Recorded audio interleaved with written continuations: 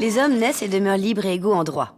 Ou presque. Dans le monde entier, les droits de l'homme restent une œuvre soumise à conditions. En France aussi, liberté, égalité et fraternité. C'est comme les licornes. On aimerait beaucoup vous dire que c'est une réalité, mais on préfère vous dire la vérité, c'est pas gagné. Pour les licornes, on ne peut pas grand-chose. Pour la défense des droits et des libertés, en revanche, nous, on essaie. Nous, c'est la LDH, pour Ligue des droits de l'homme. La Ligue, c'est une association de citoyens généralistes, républicaines, libres, laïques et indépendantes de tout parti politique. Elle a été créée à l'origine pour s'opposer au procès truqué du capitaine Dreyfus, dont la confession juive faisait un coupable idéal. Depuis, les injustices et discriminations auraient pu disparaître d'un coup de baguette magique, mais la baguette, on la cherche encore. Alors on travaille. Depuis l'affaire Dreyfus, la LDH a étendu son combat.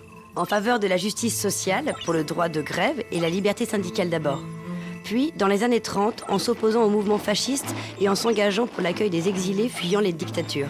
Plus tard, contre les répressions et la torture pendant la décolonisation en Algérie et à Madagascar. Contre la peine de mort et autres idées géniales sorties du cerveau des humains.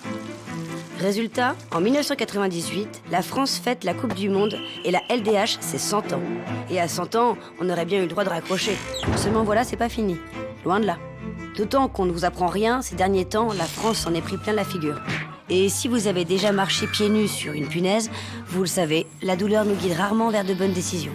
C'est là que notre vigilance redouble. Parce que pour nous, réagir à l'horreur des attentats par des dérives sécuritaires, autoritaires, législatives et par la peur de l'autre, ce n'est pas exactement ce qu'on appelle une bonne idée.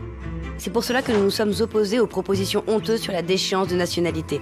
C'est pour cela que nous mettons en garde contre le risque liberticide de la vidéosurveillance, du fichage qui s'étend, de la loi sur le renseignement et des multiples prolongations de l'état d'urgence. C'est pour cela aussi que nous luttons contre la stigmatisation des migrants et la xénophobie ambiante.